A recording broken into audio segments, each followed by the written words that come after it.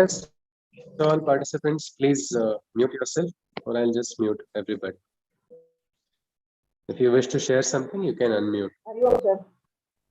Hari Om Ji, Namaste Sharda Ji. Hari Om. All right, I think it has begun live streaming as well. So we'll start. Yes, I think it is time. Let us begin with the invocation. I'm very surprised the internet is holding. I'm from a different place today in the village. Hari Om.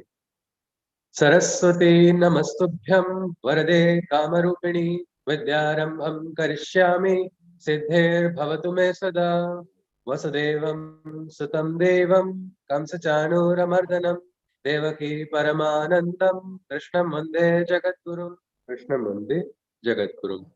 Hari Om. Yes, yes, if someone can drop a message in the group, the session has started. It would be a reminder for other participants. So let us begin. Can someone tell me what is it that we have seen last? Anything you can recollect? Yes, please. Anybody? Please feel free to. Hello. Yes, sir, I can hear you. Yes, sir, you need not. A person with a pure and calm mind, and who is attached to the Supreme Self through his self, he can attain Brahma Jnana. Okay, so I think this is interesting. More than attached to the Supreme Self, I can say that conscience has become so clear that the Supreme Self is reflecting inside of that, and that person is able to receive the higher knowledge and the higher wisdom. Yes, all right, Badrinathji. Anybody would like to add further? Yes, please. Further, he person sees a message. A person divine in all. Absolutely. This is something Vasudevam Sarvamiti. That's a very special Sakshatkar. Anybody would like to add further? Most welcome. Yes. He also has a one. I'm sorry, I muted you. Please unmute Badrinathji. Yes. Yes. No, I'm unable to hear you.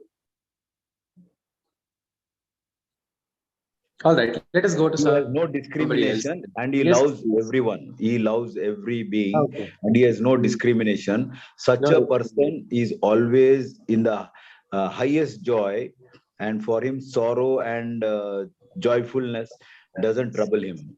Absolutely, absolutely. As even Shankaracharya has told the same thing. Name mrityu shanka, name jati bhedaha, pita naiva me naiva, mata na janma, na bandhur na mitram, gurur naiva shishyam, chidananda rupa, shivoham, shivoham. Absolutely, such a person, Krishna is actually. Anybody else would like to add something more to what Badrinath said? Krishna also says. Yes, sir. Krishna also says that whatever karmas or we do this birth also continues. That remains as a, like in a bank we are depositing money, and then absolutely. So similar way in the next birth also. So you go to a higher level in the next birth if you continue to do this. So there is no regression on the spiritual path. There is no regression. Arjuna's fear. What if I walk on this spiritual path and I'm suddenly overcome by desires? It is something like when I was a young child, very maybe 3, 4 years or 5 years of age. One bhaiya told me, touch the fire. I was very stupid. So I touched the fire and I burnt my hand. But now just because I burnt my hand does not mean that experience is lost. That experience helped me go ahead in life. Like that in a big lifetime. Sometimes we don't realize some moments are very painful, some moments are extremely joyous, but all this, there is a, what we can say, cumulative experience, which is a net addition only, which is taking place. And the soul is slowly raising in consciousness in each individual. Krishna goes on, he talks about those yogis whose sadhana has stopped after going at a particular place. They get a chance. They get a chance to continue the next birth from childhood. They get that, what we can say, attraction. Sri Aurobindo's father, he didn't want him to do anything with spirituality or anything of that sort. But ultimately what happened was the soul had chosen. Destiny was there. And that soul charted its own path from the most unlikely of places to come right into the heart of Bharat and Bharat's freedom struggle as well as the future. So that is what we see. Krishna says it is like some people are blessed. I think we all know that in life, everybody doesn't start on a level plane. People are at different. Some have advantages, some have disadvantages. But it does not mean somebody who is rich only has all advantages. That person has a different type of experience which he has to take. Or somebody does not have wealth, does not mean that that soul does not have a chance to grow. Sometimes, if the best example we have in our tales of, you see, Hiranyakashipu, look at his son, how different it was. The atmosphere was against worship of Narayana, but this soul was attracted by default. Mirabai, what happened to Mirabai? That is that is the entire story. The Jivatman chooses the path and the person goes ahead. Krishna says, slowly the person's efforts. We do not know what our efforts we have taken. And sometimes it's not required also to go back and do. Imagine if we suddenly get conscious of what we have had in past birth. Sometimes people don't want to remember what happened in this birth only. Imagine the influx of memories. Well, whatever it is, Krishna is saying it's a conscious onward journey. And slowly that Atman, that Jivatman, after years of tapasya and sadhana, begins to transcend what is the word of the Brahma, Shabda Brahmati Vardhate, the Vedantic wisdom, the Vedic wisdom. Where did these rishis receive? They receive directly from the divine only. Well, this person also gets that link. It's like tuning into the right Wi-Fi channel. From there, all can be downloaded, something like that. The yogi is able to go on. And finally, with that realization, then the words, the efforts are justified. So, what we can understand if we want to draw some outcome of this is that just we need to focus on our works. Maybe we don't understand what's happening, how everything is happening, why is it happening. It's all right. Continue with your karma, keep doing your works. Slowly, all your karmas also. It is like a farmer's efforts. They do bear fruit afterwards. But the efforts have to stop. If you stop the efforts, there is no chance. Even Swami Vivekananda's guru, Ramakrishna Paramahansa, he touched Swami Vivekananda on his head, and suddenly there was an awakening of consciousness. He had to again touch him back because he wanted Swami Vivekananda to do some great karma also. Imagine if he just realized he was a Saptarushi and then immediately left everything and went into that nirvana. Where will the karma take place? So there is one yojana taking place for everybody, and everybody is working according to it. Krishna goes on further. That's why next shloka becomes very clear. What is sixth shloka? तपस्विभ्यो अधिको योगी ज्ञानीभ्यो मतोधिकः कर्मेभ्यश्चाधिको योगी तस्माद् योगी भवार्जुन. In comparison to the firm ascetic, he is greater. Compared to that Hatha yogi also, the great tapasvi who is doing a very firm tapasya, well, this person is greater, is what Krishna is saying. Who is that? We'll see later. Amongst men of knowledge and works too, is better. Sometimes people are born with absolutely blessed wisdom, blessed IQ, so many people are born with some brilliant wisdom, and others feel, oh my God, what can I do? What will happen? I will never be able to reach because that person's wisdom is so great. We get overwhelmed. Something like that. Even the karmas. Some people do very great, remarkable works, which suddenly the other people feel, no, that is such a great height. Well, Krishna says this. He says, compared to the great tapasvi, no matter what tapasya you have done, no matter what wisdom you possess, no matter what karmas you have done also, Krishna says, he who practices yoga integrally is most superior to me. So, a yogi is what, Arjuna? I ask you to be. Krishna is saying, Tasmad yogi bhava Arjuna, meaning Krishna is saying, become the yogi. Arjuna, I have a question. Arjuna has to go for battle, isn't it? He has to fight now. Why is Krishna asking him to become a yogi? Anybody? Could you tell me? Yes, please. What do you think is the logic? Please feel free to unmute. Somebody who has not spoken can speak first. Otherwise, you please self-regulate because on my phone it's very difficult to control. Yes, please. Anybody? Could you tell me what is the logic here? Krishna is saying, Tasmad yogi bhavarjuna. Arjuna, become a yogi. Become a yogi who is having all three dimensions of yoga. Is greater than the knowledgeable person, greater than the greatest tapasvi also, greater than the greatest karma yogi also. Anybody? Or I think anybody, please unmute. Go on, please. So we can go ahead.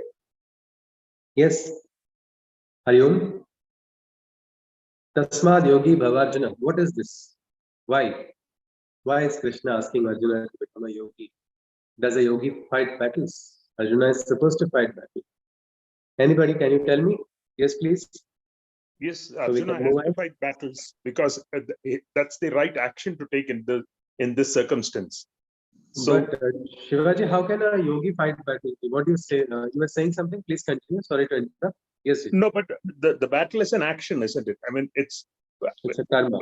I mean, it's karma and no emotions and all the advices that Krishna gave for a true yogi. Following those, like no expectations of results, proper action, no control over emotions, and then do the action which is the righteous action in this case is to destroy evil, adharma, which is through battle alone. Okay. So I think, yes, that is wonderfully said, Shivaji. So that means actions can be done, what Arjuna was calling ghor karma, need not be a ghor karma, isn't it? What he is doing. If he is in a state of yoga sadhana, he will do what needs to be done without getting, as I think Deepak ji has mentioned, this illusion of attachment, illusion of emotions. That is what he has to become free from. All right. Yes, Shivaji. So you think it can be done, isn't it? It's practicable. So yes, probably Krishna wants all of us to be yogis. And what are the lakshanas of a yogi? Krishna is not talking about particular vastra or some outer appearance. A yogi can come in any shape and any size and any color. He need not be of this particular ethnicity also. So I went to a Buddhist temple and there I saw young monks. They were all having earphones, headphones when they were walking. One was on a motorcycle. For me, it was an absolutely different experience. I had never seen something like this. I always thought they would only sit Buddham, Saranam, Gacchami, going on continuously. But when they walk, they talk like Krishna was asked, how does the Sthita Prajna look? Does he walk? Does he talk like normal people, or is he already levitating, moving around, hovering in the world? No, Krishna says the person who is controlling his emotions, that person is the one who is Sthita Prajna, who is able to control the gush of anger, rush of desire. Well, Krishna is saying such a person, because it's very easy to sometimes be detached from the world in the company of nature when there are not many traps waiting to, get us into attachment. For a grandfather, if he goes to a beautiful scenic place, he can do beautiful meditation, isn't it? But tell that grandfather to sit with the grandson or granddaughter, what will happen? The grandfather's attention, even if he wants to listen to his favorite bhajan, which he may have used for meditation for decades. But now this child, oh no, this child is going to run and hit the head on the wall. I need to stop this. I have to see. I have to take care. So many such actions are there. But Krishna is saying, don't leave your responsibilities. Don't leave your duties. Do your duties, but become a yogi. That is what Krishna is talking about. He goes on further. Yoginam api sarvesham madgatenantaratmana shraddhavan bhajate yoma sayukta tamomataha. Same yukta tamomataha. Krishna says, he whose inner self to me has been consecrated. For me, an infinite faith and love he has accommodated. It's as if Krishna is saying somebody has given me place in their heart. The owner of the heart is only saying, see, that person is what he's accommodated, given me some space. So maybe we should give some space to the divine in our heart, at least in gratitude for the life that we have received, the experiences that we have had so far. When somebody who has his self has been for me consecrated, for me an infinite faith and love he has accommodated. That person's Shraddha is as infinite as the divine only. That is a beautiful Shraddha. Amongst all yogis who hold the divine dear, he is in union with me. And to me, he is most dear. Such a person, Krishna says, who is able to absolutely love selflessly the divine, that person is in union with me. All these Kabir Das, Tulsi Das, what is all of it? They have understood the essence. That is why they consecrated their life. Tulsi Das, when somebody asks, how are you so knowledgeable? How are you so wise? He just said, Tulsi, Tulsi sab kahe, Tulsi ban ki khas. Ho gayi kripa Prabhu Ram ki, ban gaye Tulsi Das. Tulsi is just a forest. Now, outside our factory also, we use it for our herbs, but we don't have to grow it. It just comes on its own. All we do is we uproot it when it becomes too much and we use it for medicine. Next cycle, it grows on its own. So Krishna says, this Tulsidas says the same thing. Tulsi is just a name of a wild grass in the forest. But when there is Kripa, then became Tulsidas. One ordinary old lady. She became immortal because Sri Rama came and tasted her half-eaten bear. Shabari is the example of devotion. Somebody would have got this is against Shastra. How dare you insult the divine Sri Rama, who is Maryada Purushottama, who follows all the Shastra by offering him. Probably Lakshmana next to him was very irritated. Maybe he thought, no, I need to stop. But maybe Rama would have said, no, I'm seeing a beautiful thing in love. Gautam Buddha was offered meat. He even took it in the last stage. There's a story. He took it because the offering of that person was so sincere. He had transcended that. That was one of the stories of the Gautam Buddha. You can actually refer later on. But the aspect Krishna is talking about, Shraddha, Shraddhavan Bhajate Yomam. Add Shraddha as an important ingredient. What they say, what is the secret ingredient? Well, the secret ingredient is not nothing, it is Shraddha. Just add Shraddha and watch the transformation. One of the most practical examples of what we can say absolute transformation of somebody who is not smart becoming supremely intelligent is Totakacharya. Giri or just Giri becomes Totakacharya through Guru's Krupa. From somewhere, Guru gives Ashirvad and suddenly while washing clothes, he gets inspired and then he composed the entire Totakashtakam, which is now also celebrated as Pungava Pungava Ketanante. What a beautiful song it is. It is not a song, it is a Ashtaka, is a beautiful Totaka meter hymn, which is considered very difficult. Only the smartest of Pandits would even dare to compose or touch this meter. This young boy was this person who was not supposedly not having the inner wisdom. What it indicates is probably there is the divine wisdom inside each of us. We just have to awaken it. Probably for that, Shraddha is an important factor. The problem with Shraddha is it cannot be artificially cultivated. It has to come. It has to come. There are ways it appears in people due to so many other factors. Let us see that later on. Krishna goes on. We enter into what is the seventh adhyay. We'll start the seventh adhyay and then we will look at the illustration a little later. Because this adhyay has the beautiful introduction of Maya as well. What is Maya? I think today also Deepak ji shared that illusion, Maya, how is it trapped? We'll have to see that. Let us go on. Krishna continues this adhyay, seventh adhyay is where Krishna is giving the higher wisdom, the higher knowledge to Arjuna. Let us continue. Shri Bhagavan Uvacha Maya Saktena Manaha Partha Yogam Yunjana Madashrayaha Asanchayam Samadram Mam Yatha Jnasasi Tat Shrinu. O Arjuna, with the consciousness fully absorbed, when in me a firm foundation is resolved, your every doubt will be answered and cleared, and the undiluted knowledge from me you will hear. Krishna is saying this. When your consciousness, your chitta is connected with the divine, you are in that divine consciousness. You have that firm foundation. Your every doubt will be answered. Krishna is saying it's not wrong to ask doubts, but all your doubts will be answered, is what he's saying, and you will receive that wisdom directly from me. My question is this a promise only to Arjuna or it is to everybody? Yes, please. Anybody? Is this a promise only to Arjuna? No, it's for everybody. It's for everybody. I think, yes, Deepak ji has said Maya ki Maya hi jari. Yes, there is something. Maya comes with Krishna. Yoga Maya's birth is there in Srimad Bhagavatam. But let us come back to this shloka. Yes, Krishna says every doubt, meaning our doubts also. Sometimes there are questions. Is my sadhana going in the right direction? Is this leading me somewhere? Am I going ahead? Sometimes after great tapasya, people ask the question, I have done so much tapasya. Am I going on the right path? Now, these are all doubts. These are all doubts. But then there is a point where the questions will cease to exist, where you get that clarity and realization. Some of the questions which you don't have answers to also will not start haunting you. You will be able to accept that, yes, when the time comes, when I am ready to receive, I will also receive those answers. Otherwise, what happens? Just when emotions are influencing our questions, we don't go close to the wisdom. Krishna is saying, connect with the divine. Divine will remove. It's like we have a process of filtration when we make the herbs also. There is some 7-layer filtration, something like that.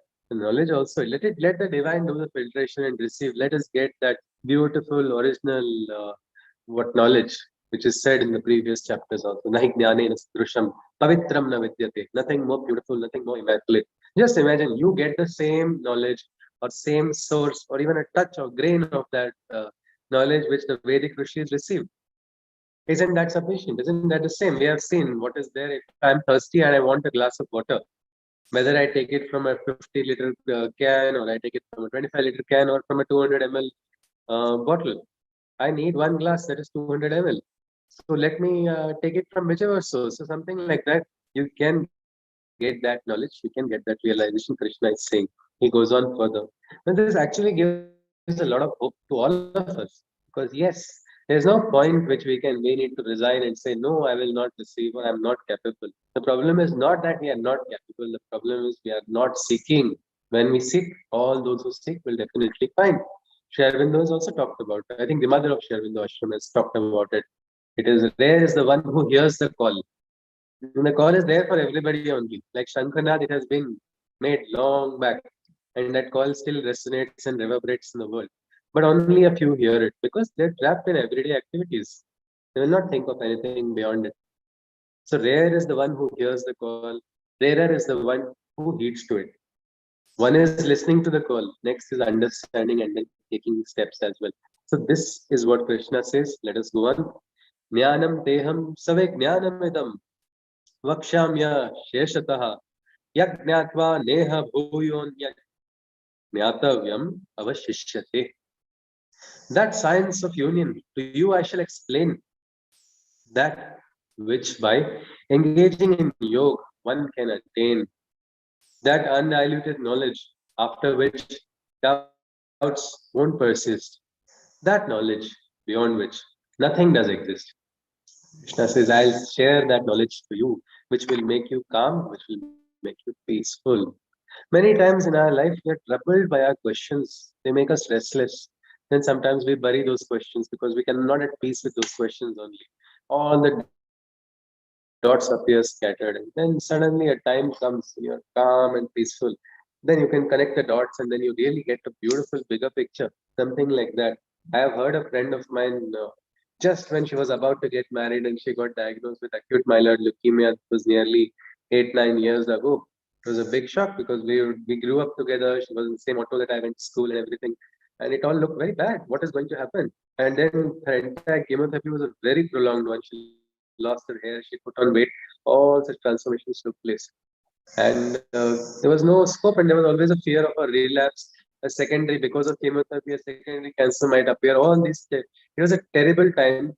I was disappointed. I was it was very emotional for me to watch because a very beautiful girl suddenly has changed. Her appearance also has changed. She would say, "I'm looking like an alien now," and I would say, "No, no, no, it's all right."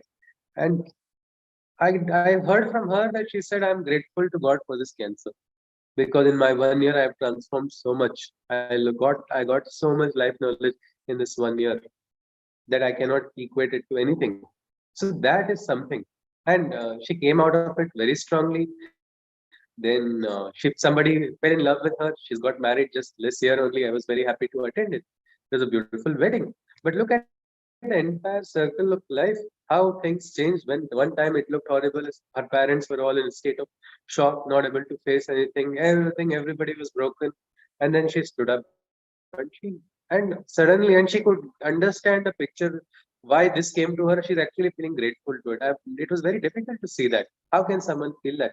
Well, that is what happens when you understand. When you understand all the little doubts, they suddenly vanish. That's what Krishna is talking about. He goes on further. He says, Manushyanam sahasreshu kashyadaditi siddhaye yatataamapi siddhanam kashyin mam veti tattvataha. Among the thousands of men who seek perfection and the many thousands who strive in this aspiration, the self's realization by hardly one is one, and my entire truth is known only to that rarest one. It's like a very difficult entrance exam. Everybody's preparing and only one or two get admission, something like that. Krishna is saying on the Yoga Marga, so many thousands walk. Everybody walks on that path, he says, whether they're conscious or not conscious also. They are walking towards that on the Marga of Yoga. Many thousands have a strong aspiration. Some just work by nature. Prakriti pushes them. Some things happen in life, so they go. Some consciously go and try to reach and realize. But among all of these, among the thousands who walk, among the thousands among those thousands who have a strong aspiration, among them, only one in that thousand gets that realization. Krishna says, and my entire truth is known to that greatest one. Krishna goes on. भूमिरापो नलो वायुः खम मनो बुद्धिरेव च अहंकार इति यम मे भिन्न प्रकृतिरष्टधा. The elements, earth, fire, water, ether and air, and the senses, mind, reason and ego are there, functioning as the eightfold divisions of mind on all beings. Their imposition, nature tries to assign. Pancha Mahabhutas, they are there, the five elements. Do we agree that our body is made of five elements? Anybody? Yes? Yes, yes. Yes. Five elements. Water Body is is made up of five elements. Water Earth, is water, air, earth, one by water, one. air, The Vayu is there, earth, which is, water, air, three. and there's Agni inside. They call in Ayurveda Jatra. Fire, Yeah. fire also. Fire also is there. Fire. Yes, yes. That Agni. Earth, water, We have air, the term fire. which we can call equate it to Prithvi. We can equate that. Agni, all of these five elements. Earth is there, fire is there, water is there, ether. This is one Air is more, there. and air. So all five are there, is what Krishna says. Along with these five elements, there are the three, which is there is the mana, there is the buddhi, and there is the ahankar. Meaning, one is the mind. Mind helps us control our indriyas. We know that we have a mind. That is why we are so special compared to all the other creatures. Of course, some animals have been shown to have thoughts or dreams. All of that has been documented. But the development of the mind is something which is very special and unique to humanity only. So that is one thing. There is the mind. Then there is, along with mind, there is buddhi. Buddhi allows us to rise to levels which are even beyond the mind. That strong aspiration to rise beyond the mind, it is because of the buddhi. And then there is the ahankar also, meaning all of us are having this, what we can say, these are the ashtada prakriti. Nature tries to, because all of us have different levels of ahankar, different types of mind, different types of buddhi, and the balance of panchamahabhutas. It is said when balance is bad, you suffer from the imbalance of the doshas inside of your body. It leads to disease when the balance is maintained. But these are all, Krishna says, this is the nature is assigning it onto us. Meaning we are not, it's not like custom made, we have placed in order and we want it. It is given to us, whether or not we liked it, it has been installed into our system.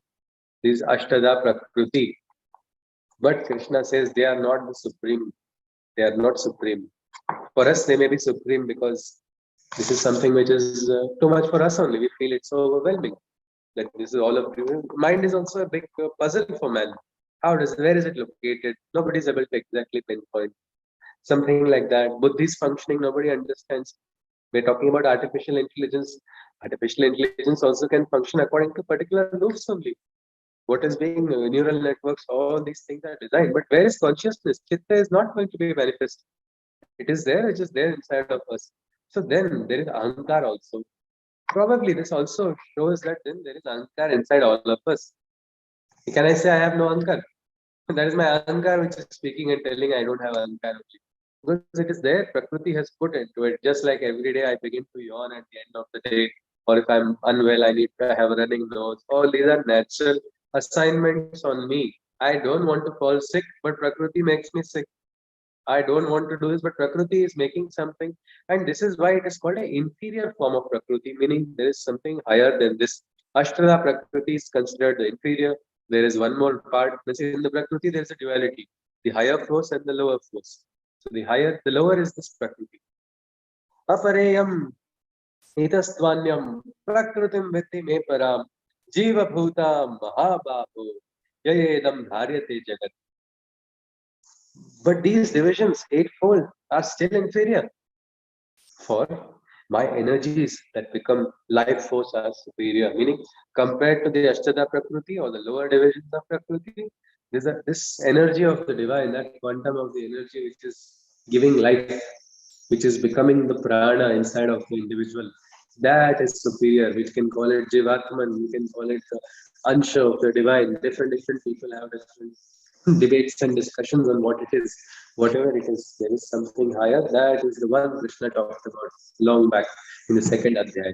When he said, Nainam Chindati Shastradi, the weapon cannot cut. That supreme element is inside. He says, O mighty armed one, know you must and behold, only a fraction of my forces all material beings hold. Meaning, all the energies of the world also, if you add up, it is not the entire energy of the divine, it is only a fraction. This is like how the leap of faith scientists, physicists take when they move from classical physics to quantum realm. They have to take a leap of faith. They say now suddenly the quantum rules will only start working. Now the classical laws of physics will not function. Something like that. Lower form is the Ashtata Prakriti. Higher is this, which becomes life force. Krishna goes on. He says, Eta Dyonu Bhutani Sarvani Yupadharaya Aham Kritsnasya Jagataha Prabhavaha Pralayasthatha. Know these two types of energies to be mine, manifested in all living things of my creation, divine. So this is beautiful. Krishna says everybody is divine. We only are not conscious of it. Means there is divine inside of us. Let us never think that we are products of sin, we are all impure on the inside. No, on the inside we are divine. When we realize it and manifest it, our 90% of work is already over. We just have to connect on the inside. Krishna goes on, these are the two types of energies of mind manifested in all living things of my creation, divine. For I am the creator of this creation, and it is also I who am its destruction. I am the Karta, I am the creator, and I am also the bringer of Pralaya also. I am also the destroyer. Krishna goes on, Mattaha Parataram Nanyat Kinchadasti Dhananjaya Mai Sarvamidam Protam Sutre Manigana Eva. It's another beautiful shloka where Krishna says, Oh Arjuna, there is naught that exists beyond me, for nothing can more supreme be. For all existence, I am the connecting seed, like the thread necklace, that like the thread linking the pearl necklaces, every bead. If you look at a beautiful pearl necklace, you will just observe the manis or the pearl beads. Each of them are unique. Each are special. It is like created in nature, isn't it? Not the artificial ones I'm talking about. Even the artificial ones, too, you are not able to see exact perfection in appearance. But those which are grown naturally or which are cultured inside of those oysters, how beautiful it looks. Each one is unique. But in the pearl necklace, they're all connected by a sutra. So Krishna is saying, I am that sutra, whether or not you recognize it. I am the sutra that is connecting every living being. It's not just in Bharat Desh only, it is in the entire Vishwa. One participant shared her experience come in another Adhyay actually, where she missed her train in the subway in US, and she had gone to meet her daughter, and she was very afraid because she had heard that particular locality where she had wrongly reached. Some muggings had taken place. Hariom. Yes, some muggings had taken place, and she was a little worried what will happen to her. And suddenly, one big, burly man, dark skinned person, he just came towards her and, yes, are you lost? She got very afraid. She was just doing japa of Krishna's name only because that she was very afraid what's going to happen. It's already late in the night. She's gone into a foreign country. She's gone into a very wrong place. But instead of anything adverse happening, that man was such a gentleman who didn't appear. It looked like Ghatotkacha had come, and then by his action, it was Sri Krishna himself for her. She said, for me, it was Krishna only because that man took her very lovingly to the police station, helped her contact her family, and then got reunited. And she was so afraid that how will I, what will happen? And then she said, no, that day it was Krishna only, it was my experience. Well, this is something, the divine consciousness, the divine experience, we need to take. Somebody will say, why are you calling him Krishna? He may not have been Krishna, he may not be something else. For her, at that shana, at that moment, that was her Krishna. And so she was true to her experience of life. So like that, Krishna says, I am the sutra, I am the thread, go across the world, you will see. He says, all the necklaces are connected with that sutra, which is I. He says, there's nothing more supreme than this divine. Sometimes people ask, isn't Krishna full of ahankar? Because he's saying, I am great. When he talks about losing ahankar, why is he saying, I am the mata, I am the dhata, I am the pitamaha? Now the question is, if I go to my father and say, I am your dad, isn't that ahankar? If I tell it to my father. But when my father tells me, I am your father, that's not ahankar, that's a vastivik satya. So here the divine consciousness Krishna wants Arjuna to realize. He's saying, I am that supreme divine, or that divine tattva is functioning through me, and Krishna is already considered Yogeshwara, the one who can bring about this brilliant union of the material and the spiritual. So there's not ahankar, and we need not even go into Krishna's ahankar, because as this adhyay tells, they're already given with one big baggage of our own ahankar to handle. So let us continue. He says, I am there. He says, Rasoham apsu kaunteya prabhasmi shashi suryayo pranavaha sarvavedeshu shabdaha khe paurushabdrishu. It is in the flavor and the taste of the waters. It is I.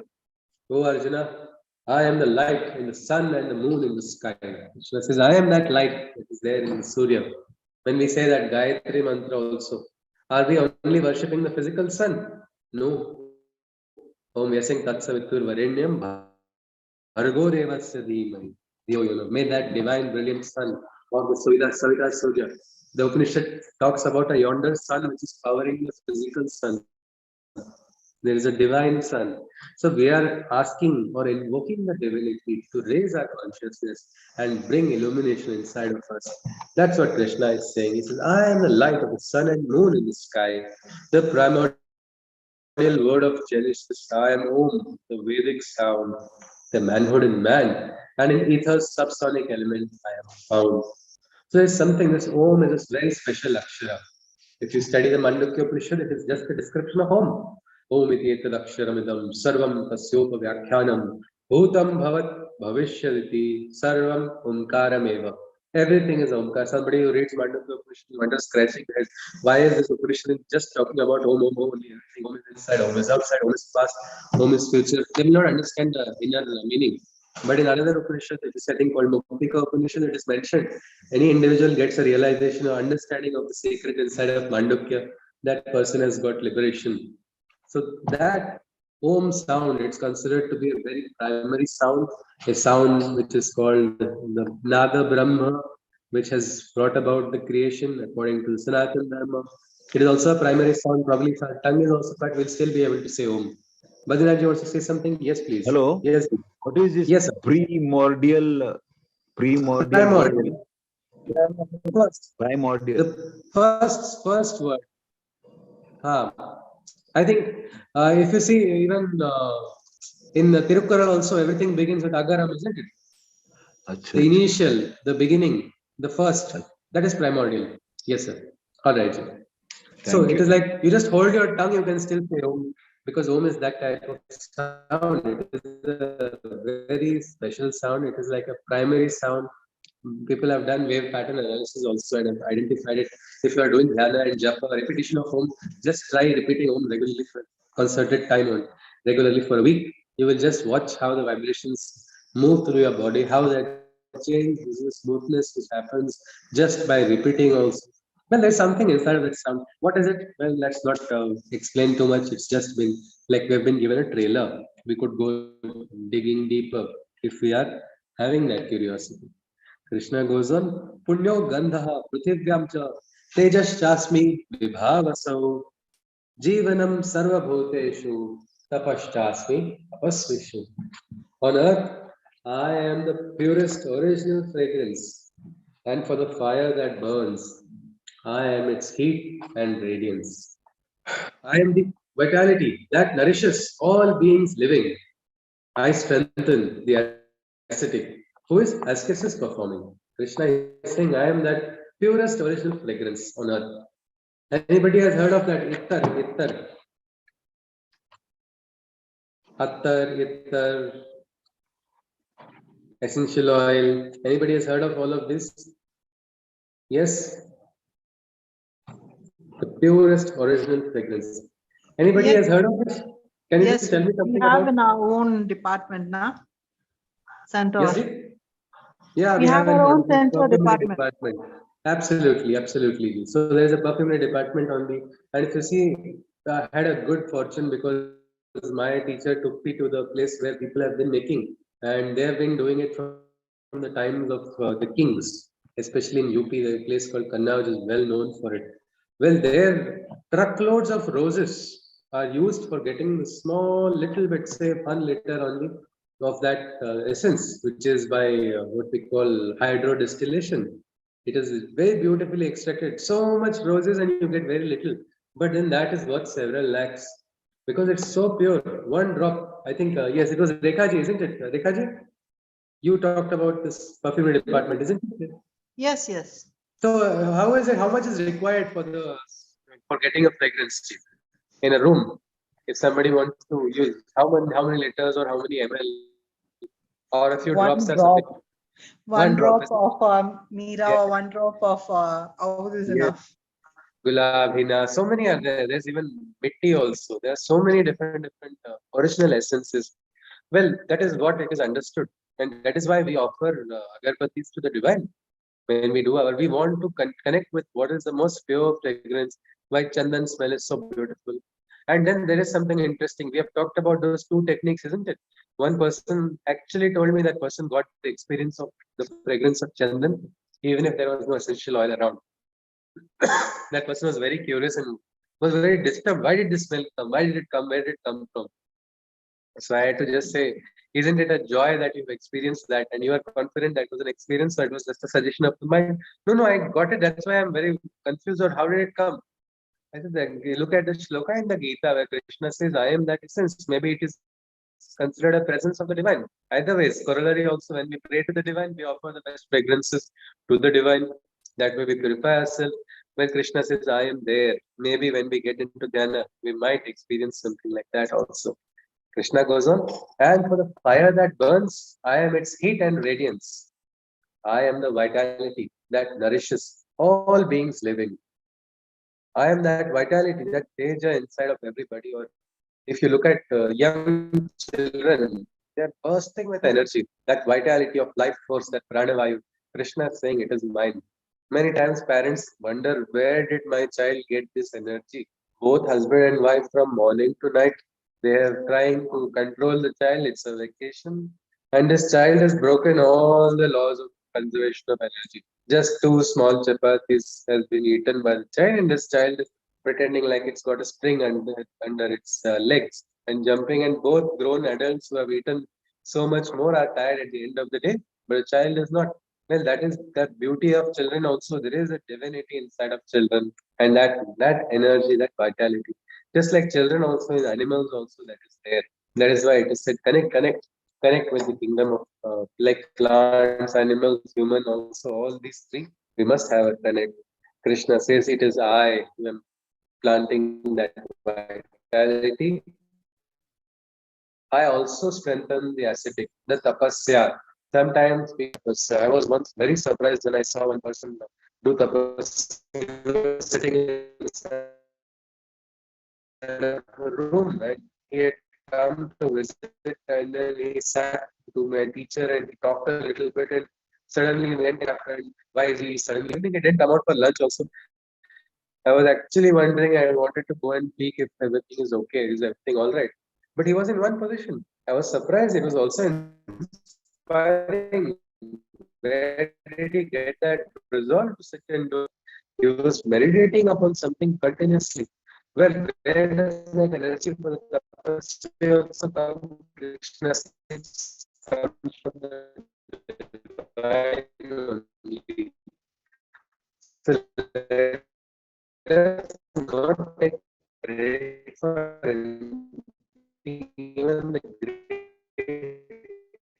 things that are happening to us, let them happen to us because it's happening through the divine.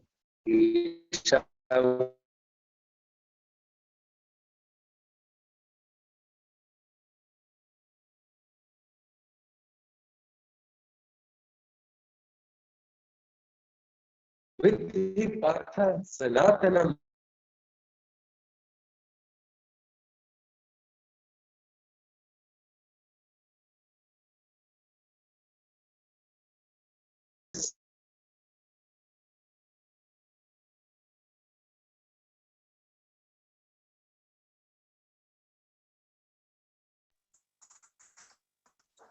Is anybody else?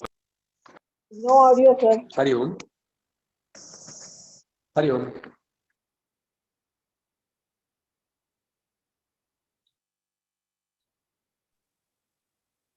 No audio. Hello.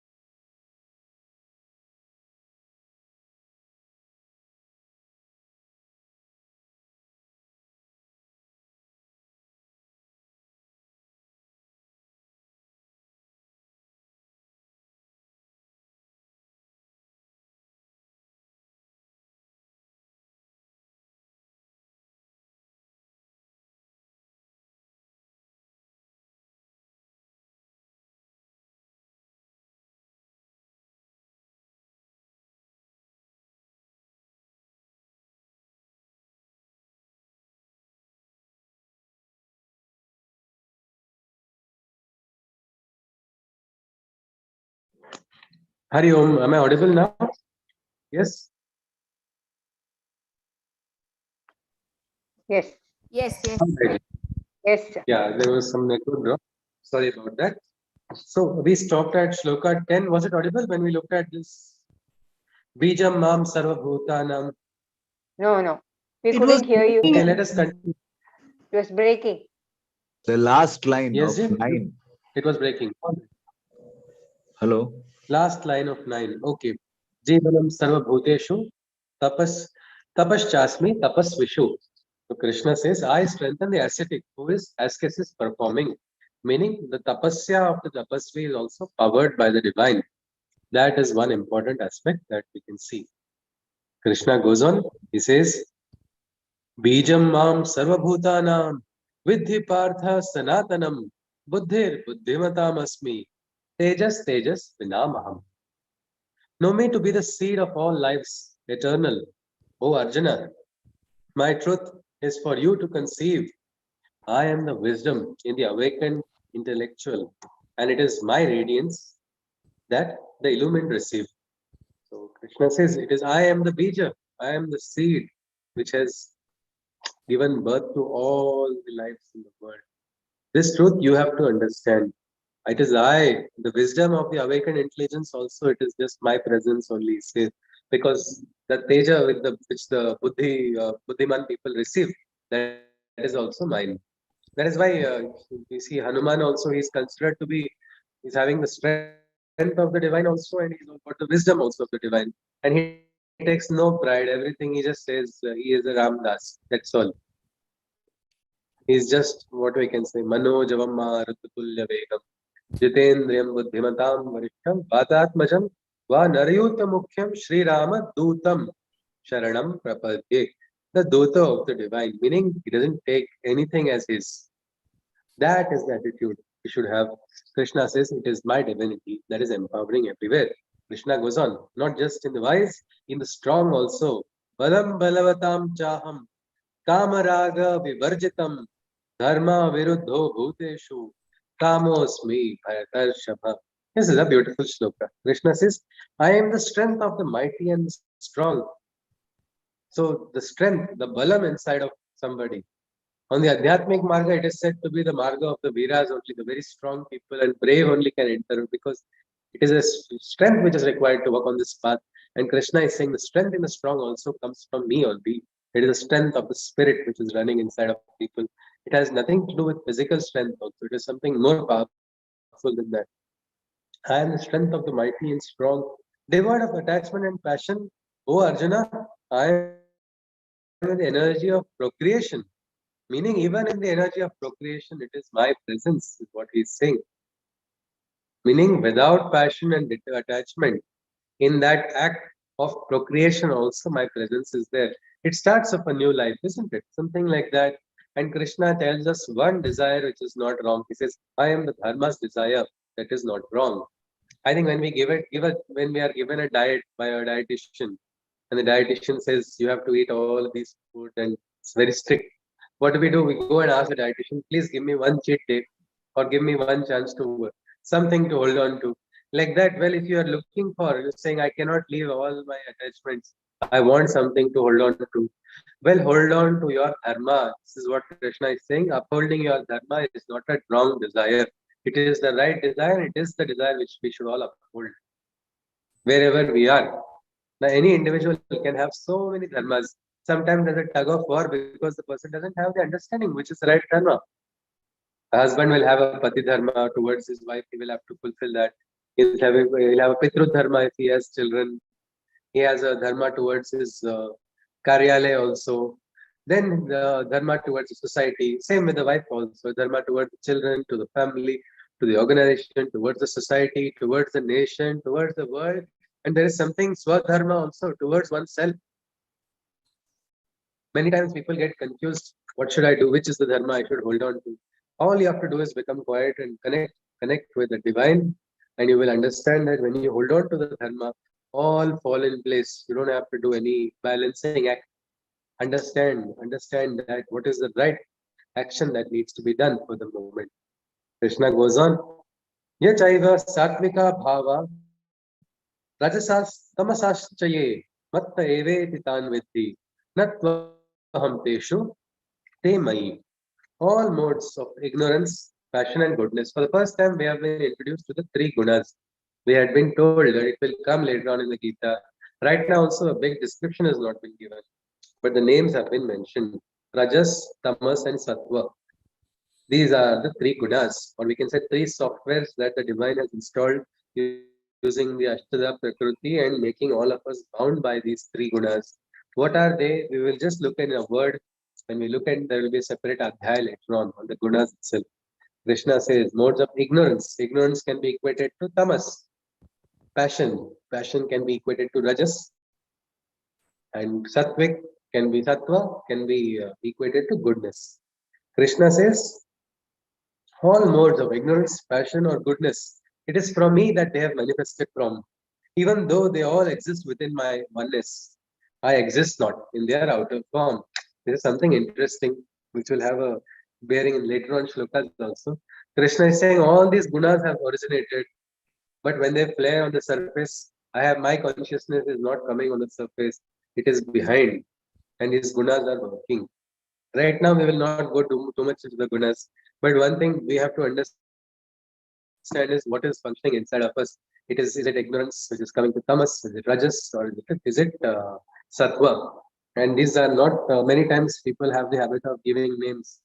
One actually a mother and son both attended the Gita session and both turned out to be my friends. So they started calling, "Hey Rajas, get up! Hey Tamas, get up!" The mother was saying to the son, and the son was saying, "Hey Rajas, wait for me. I want to sleep some more time." Well, these gunas we have to understand. There's something very scientific inside of this functioning. How does it act? How does it affect our life? Sometimes we don't realize it. Our little choices make the entire difference in our life. Sometimes the choices are divine, are governed by something very silly. Then our life becomes in that direction only. We need to become conscious. But whatever it is, Krishna says, they come from me. But on the surface, my divinity is not manifest when these gunas flare up. He goes on further. He says, Tribhir gunamayi bhavai ebhi sarvamidam jagat mohitam nabhijanati mamebhyaha paramavyayam. By these three modes, man bewildered goes.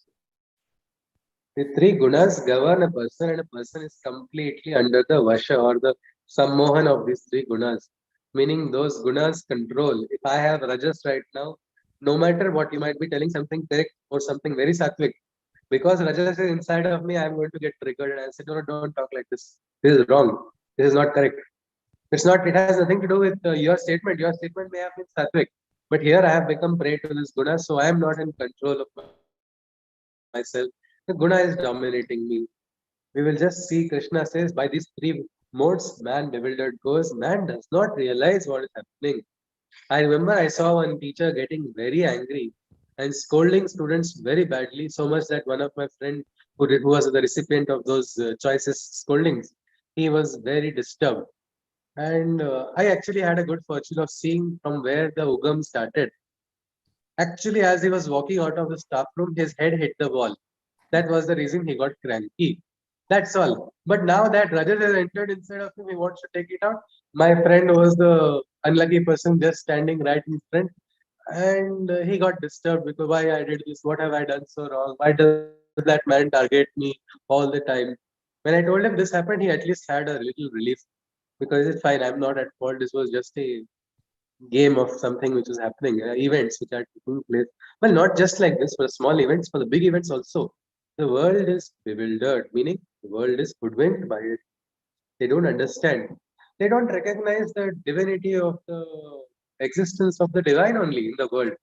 How many of us think about the divine? We don't. And when do we think of the divine? When we are in some type of trouble. It is a beautiful doha, I think, of Kabir Das only. It says, दुख में सुमिरन सब करे सुख में करे न कोई जो सुख में सुमिरन करे तो दुख काहे होए when somebody is nobody is in all your happy moments you don't think of God when you're bad when you're falling down you're fallen in the your face is covered in dirt that time only you want to call the divine till then you don't remember why not because divine is not existing because you are hoodwinked you are in the mercy of the moment you are not able to realize what is happening that's what Krishna is saying when the world is so trapped that they don't get the chance to ponder on the divine. For when one is hoodwinked by these three gunas, my supreme imperishable existence, he can never see.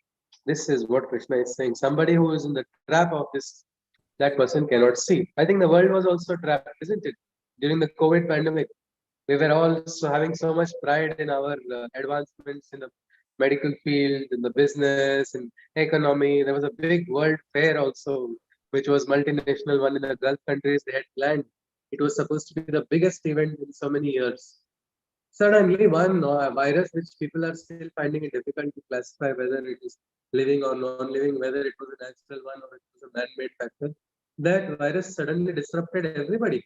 All the nations in the world, one small entity is just showing that we are no different from how mankind was 100 years ago. We still have to follow the same precautions now. What happened to the advancement? Suddenly everything was exposed. Meaning there is something higher at play, but the world does not notice it. Why? Because that is what they call Maya. We will just look at one shloka of the Maya. I will need another 4 more minutes after this shloka, and we'll stop here because let us continue. Yes, the 14th shloka. Devi Yesha Gunamayi Mama Maya Duratyaya Mameva Ye Prapadyante Maya Metam Tarantite. This is Maya. Krishna says, this is Maya, the illusion divine that engulfs every living creation of mind. Crossing over beyond the veil can very hard be, but only by surpassing it can one approach me. So this is the Maya, this is the Devi Maya, it's called Gunamayir Maya, meaning working or attaching us through our gunas, through our choices, through our preferences, through our desires. It is trapping us and hoodwinking us without our realizing only. When we are having this Maya, what happens then? We run after it. It's like a mirage in a desert. What's the use of a mirage? Is it of any use? Beyond a small, temporary, momentary satisfaction, where you feel finally my thirst will be quenched. It is only a momentary satisfaction. When you go and actually realize it was never There was no ashes, it was just a hallucination. Then you are more broken because you ran after your desires. Something like that happens. I'll just quickly conclude a small story on this Maya. It was said, Narada, everybody is aware of Narada, isn't it? Always doing Narayana, Narayana, Narayana. He was always, we can say, was a Muni, always in that state of consciousness, always doing what we can say the Nirantar Jap. So Narada is going with Narayana himself. And as Krishna is, they are going together, they have a talk. That time, Narada says, Krishna, because the shloka says, isn't it? Only when you come to the divine, because crossing Maya is very difficult. Unless you cross it, you cannot approach the divine. And Narada feels a little bit of pride. He says, yes, Krishna, I'm always with you and I'm always having your name on my lips. I will never get caught in Maya. Krishna also laughs and smiles happily and let us go on. And then he says, as they go ahead, he says, get me some water, please. And Narada goes. So as Narada goes to get some water, and he sees as he goes ahead, he sees two groups of people, they are fighting. They are fighting, and it looks like this is not just an ordinary verbal fight. It looks like a fight is going to become physical. Means there's going to be bloodshed also. And this goes against any dharma of virtuality or any tenet, ordinary principle. Why should people fight? So he decides out of the courtesy, he goes in and he intervenes and he tries to understand. Now the good aspect is he is a Muni. Muni is having detachment, so he is a best mediator for such a best arbitrator also for such a any fight which is taking place. They say, no, okay, fine, we will listen to what you are saying. You're not from this party, you're not from this party, you are a neutral person. And Narada listens to both the sides. He says, see, if you fight, you're going to end up killing each other and you will both not receive the objective. Instead, let us find the middle path. And without shedding a drop of blood, a fight which was going to take place is suddenly averted. Everybody is overwhelmed and they say, wow, look at this yogi, he is so great. He has this was going on because both factions belong to the same kingdom and for generations they have had this fight. But the insight of this Muni had ended it. So they say, please come to the Raja. Maharaja would be grateful to you for this wonderful service that you have done. And Narada says, yes, that is my aim. I don't do it for any accolade. I don't want anything in return. But for Loka Sangra, for betterment of the world, I will do what I have to do. So he does that. Then he goes to the king. The king does full pranams to him, respectfully greets him. And then he says, see, our kingdom has been wanting such guidance. We want to do good for the world. We are not getting good guidance. You are the one who can give us good guidance. And please help us like this. There are so many issues which need to be solved. Narada says, fine, I will solve. And as time goes, Narada is so expert that the kingdom starts really prospering very well. Then the king says, Narada, you have done so much. I want to just humbly offer my daughter to you. Please accept her.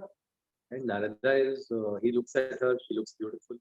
Of course, he is very, what we can say, happy with her conduct whenever he has interacted. And the king uses the magic word, it is for the betterment of the world. He says, yes, why not? Why not? He says, agrees. He agrees to it. So there is a swayamvar which takes place, and Narada then becomes king, and the king becomes a yogi and goes into one of the ashram for doing the next stage of meditation. And slowly Narada, with his prowess, with his intellectual wisdom, with his divinity, he ensures that all the battles around the kingdom are reduced. There's an alliance of all the kings, and so now kingdom is very prosperous. Everything goes on well for some years. He has children as well, but suddenly there is a kind of what we can say no rain only is taking place, and one after the other problems come, and then suddenly this alliance becomes weak. Normally, enemies look at the weakest moment to attack. They find the weakness in the king and they said, let us attack. Already there are no grains, there is a famine, there is nothing, the granary also. So he loses a lot of troops. And then another king attacks. Now he's not got troops also, and now it looks like the gates have fallen. And the Senapati comes and tells him, this is the situation, help. We need to do something. He said, no, I will go and fight. He said, Rajan, you go, you escape. You escape with Maharani and children, because if you are alive, we'll get the kingdom back again. I am confident. But you will just escape. So he guides him a safe passage, a secret route. But that takes him to the city, and he has to go. As he goes, he sees the suffering of everybody. He is disappointed, and he has very little food. As they keep on walking for days together, the food ration which they have also gets over. Finally, he has only one morsel which he has been saving for his kids. That time, one beggar comes and asks for Diksha. I have not eaten, give me something, please give me one morsel. Narada looks at that morsel and he says, no, this is my dharma, I have to give it. His wife is glaring at him angrily. He says to go to her children, whom are you feeding? He says, no, it is okay, I will give it to this person. Then he gives it to that person. That person gets very happy and he walks away. But that time his wife screams because his one child has fallen unconscious. As he goes to see, he sees that breathing has stopped. He's shocked. Then he sees the second child is also falling unconscious. Wife gets irritated, disturbed, and she says, my life, what a suffering it was to be married to you. This is the worst life I had. And she just leaves him and he just stands there. That time he becomes emotional, disturbed, everything, and he gives out a cry. He says, Krishna, he shouts. That time Krishna says, what happened to the glass of my water? Meaning he had asked for a glass of water, but Narada got trapped in his own mind. What they say, Khayali Pulav, it is Maya. Maya has trapped somebody who is supposedly a Muni.